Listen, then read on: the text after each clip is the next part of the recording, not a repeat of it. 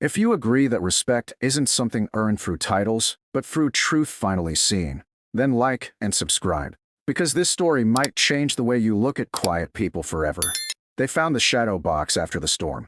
It had slipped behind a loose panel in the maintenance shed, wrapped in old army green canvas, and sealed with black tape that crackled like bone when peeled. No one knew who it belonged to at first.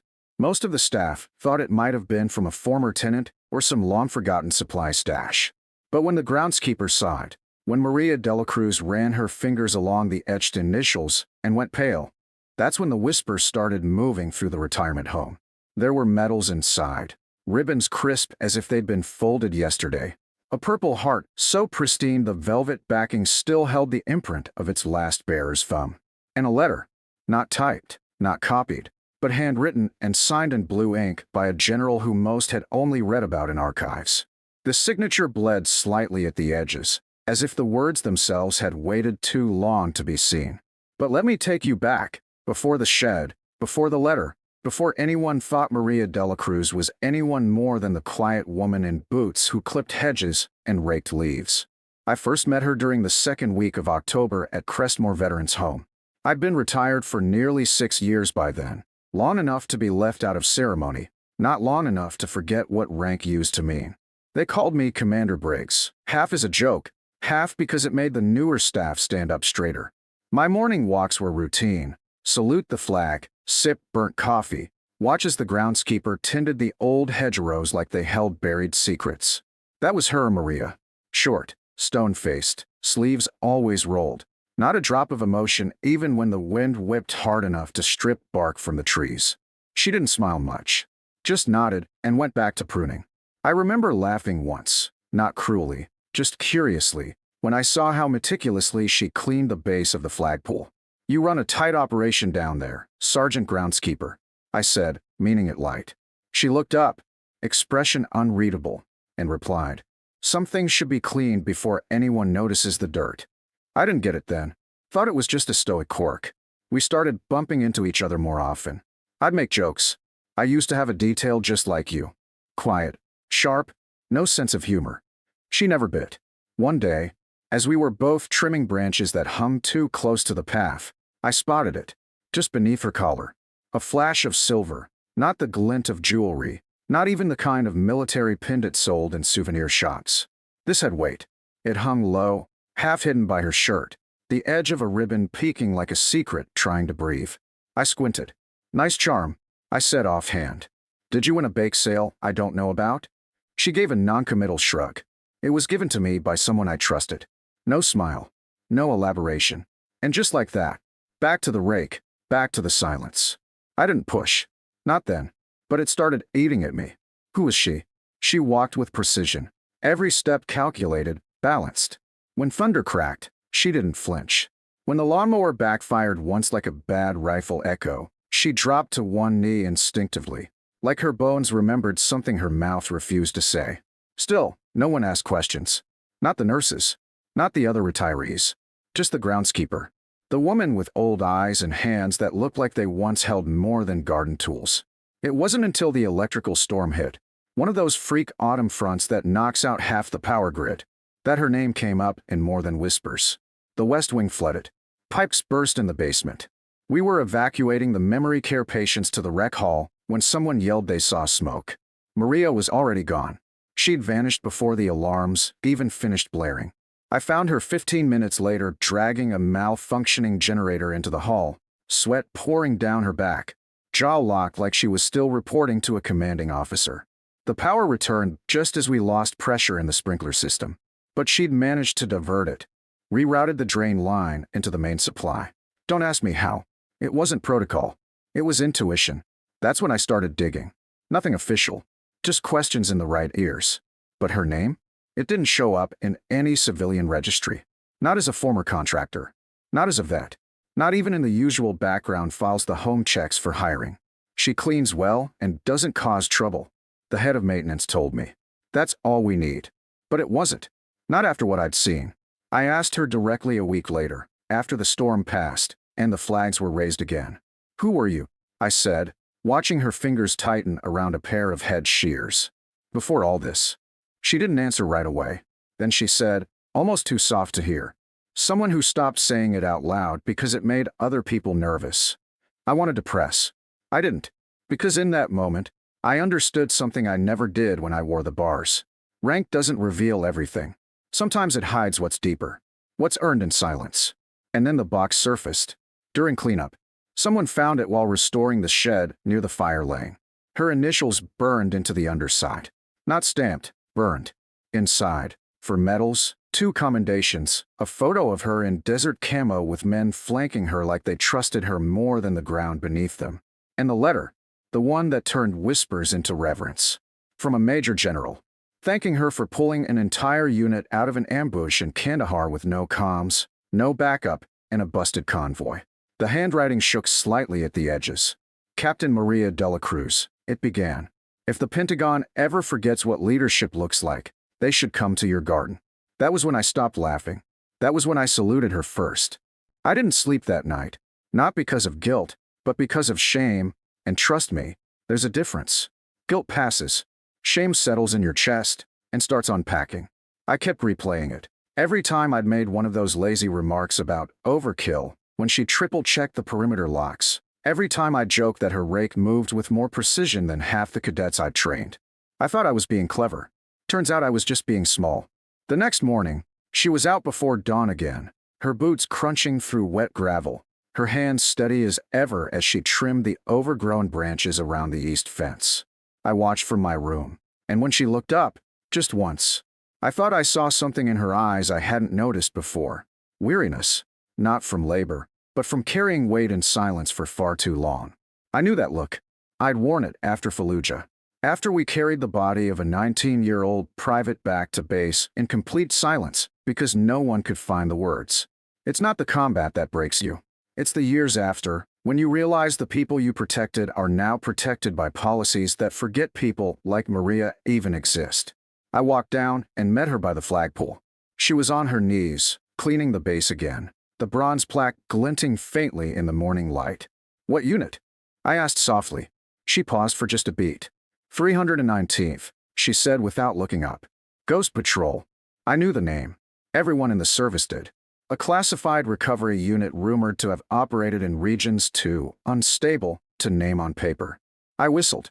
I thought that was disbanded in '98. She stood up then, her eyes level with mine, and said the kind of thing that doesn't need to be explained. Only on paper. That was the first time she admitted anything out loud, and it felt like someone had opened a vault with no key.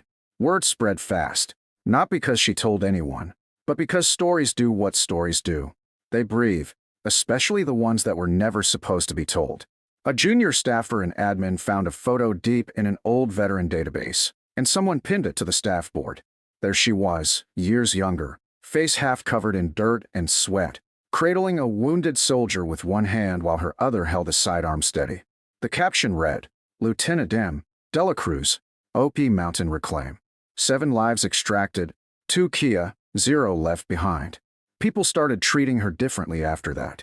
Not in the loud, obvious way, not with medals or banners, but in the subtle shifts. The young med techs started walking a little straighter around her. The cook started packing her lunch with extra protein bars. A few of the older residents nodded when she passed. The kind of nod that says, I see you now. Still, she didn't say much. But I did. I started watching. Really watching. Noticing how she paused near the flag each morning. Not as a routine, but as a ritual. How she scanned the horizon when thunder rolled in. The way we all do when our bones still think they're back in a place where loud sounds meant duck, not dinner. I remember one afternoon, during a fall preparedness drill, the new security intern bungled the alarm test. The speakers didn't trigger, but Maria was already 2 steps ahead, activating manual shutters on the rec room, locking both eastern doors, directing confused nurses with hand signals like she was still clearing a zone. She didn't bark orders. She didn't need to. Her posture did it all. Afterward, she went back to her shed, wiped her hands, and disappeared into routine like nothing had happened. But we all saw it, and so did the director. That weekend, I knocked on her door, an old utility room converted into her break space, nothing fancy. She looked up from a thermos of black coffee, her expression neutral. I didn't waste time. Why don't you wear it? I asked. The Silver Star. Hell, even the campaign ribbons. She didn't blink. Because people start talking to the medal, not the person. I nodded slowly, understanding more in that sentence than I had in entire years of command briefings. You ever think about speaking? Schools, boot camps, academy tours. Her gaze shifted. No, that's for the ones who needed to be seen to feel real. I sat beside her. We didn't say anything for a long time. Just sipped coffee, the kind of silence you earn. Then she asked, quietly, "Did you always know who you were?" I exhaled, long and slow. No, but I always knew who I wasn't. And when I forgot, the war reminded me. She smiled, not wide, just enough to crinkle one eye. Same. That week, I called in a favor. A friend at the VA who owed me for a dozen back-channel supply drops in Kabul. I had him check every classified commendation from 1992 to 1999 under the code name Ash Walkers. 3 hits, all under Captain Maria Dela Cruz. The stuff she did: enemy extractions without air support, hand-coding enemy field transmissions during blackout, hiking 2 full clicks back into enemy territory to retrieve a squad mate's body when command told her to leave it behind. That last one hit me hard. I thought I'd seen courage. I hadn't seen that. When I tried to tell her, she stopped me. I didn't do it for medals. I did it because there was no one else left to. I wanted to say something back, but I didn't. Because that's when I knew. The best soldiers aren't the ones who talk about it. They're the ones who never stopped standing post. Even when no one's looking. And especially when no one remembers to ask. They held the memorial service on a Wednesday, mid-morning, crisp skies, flags at half-mast for someone no one had officially declared gone. That was Maria Dela Cruz for you. Always present, never declared. Always watching the perimeter even when no one knew the perimeter needed watching. She didn't pass away. She just left. No forwarding address, no formal goodbye. Her tools were neatly lined in the shed, cleaned and oiled. Her uniform, a faded green work shirt with duct tape across the collar, was folded on the bench beneath the oak. A note pinned to it, written in her tight, blocky script: "Clean tools. Safe fence. Job done." And that was it. Just those 8 words. I read them a dozen times, sitting on that bench like it might still be warm from her body. It wasn't. She'd been gone before dawn. The security footage caught her walking down the west trail, rucksack on her shoulder, posture perfect, boots silent. Nobody stopped her. Nobody knew to. But her absence hit harder than we expected. The place felt exposed, vulnerable in a way that had nothing to do with gates or cameras. We were trained men and women, seasoned, decorated, tired, but when Maria left, something about the air changed. Like we'd been breathing through her vigilance and didn't realize it until the breath got thin. The director didn't know what to do. No next of kin. No paperwork. Just rumors and receipts, and the weight of something bigger than anyone could classify. So we gathered anyway. All of us, residents, nurses, orderlies, even the arrogant night nurse who once said Maria moved like she was still chasing ghosts. Nobody laughed that day. They set up the ceremony at the Northeast Garden, the one Maria kept so precisely that not even squirrels dared misplace a stone. Someone had already placed her photo there, black and white, slightly grainy, but unmistakably her, sleeves rolled, one boot on the bumper of a Humvee, eyes squinting like she saw further than the horizon allowed. I was asked to speak, not because I was the highest ranking, but because I'd finally learned to shut up and see her before she vanished. I stood behind the podium, cleared my throat, and held the note she left. I didn't read it. I didn't need to. Instead, I looked at the faces in front of me, tough, lined, humbled, and said, she never asked for attention. She asked for readiness. And I don't think she ever stopped leading just because we stopped listening. There was silence, heavy and clean, the kind she would have liked. Then, just as I was about to step down, a car pulled up. Black, government plate, slow and deliberate like someone knew they were late, but didn't care. Out stepped 2 men in full dress blues. The older one had 4 stars on his shoulder. The other carried a box, long, narrow, velvet-lined. They walked with purpose and didn't stop until they reached the photo. The general saluted, sharp, hard, final, and then turned to face us. Captain Maria Dela Cruz was never forgotten, he said. She was classified. And just like that, the weight of it all dropped. She hadn't been hiding. She'd been protected. Or maybe protecting us. Inside the box was a Medal of Honor, undelivered. Because she'd refused the ceremony back in 2001. Said it would distract from her team. Said the mission came first, and medals came later, if at all. The general placed it next to the photo, nodded once, and walked away. No speeches. No interviews. Just respect. After that, everything changed. The tool shed became a museum of sorts. Not official, but sacred. The kids from ROTC tours now stop by the garden and ask about the captain in boots. Her note is framed inside the admin building. Her name was etched into the memorial stone out back, not under resident, but under commander in her own way. We renamed the trail she walked down, Delacruz Way. And every morning, I walk it, coffee in hand, boots crunching soft gravel, just to remind myself what presence really looks like. I used to think leadership was about voice, about commanding attention and demanding respect. Maria showed me that the strongest presence needs no announcement. It just shows up, watches carefully, and acts precisely when the time comes. These days, when new staff arrive, I don't tell them everything. I let them watch the perimeter. I let them feel it for themselves. That steady silence where something used to stand tall. And every time someone asks why there's a Medal of Honor in a garden shed, I just smile and say, because she knew the job wasn't over just because the war ended. The truth is, Maria never left the battlefield. She just changed uniforms. And I'll never mistake quiet for weakness again. Not after her. Not ever.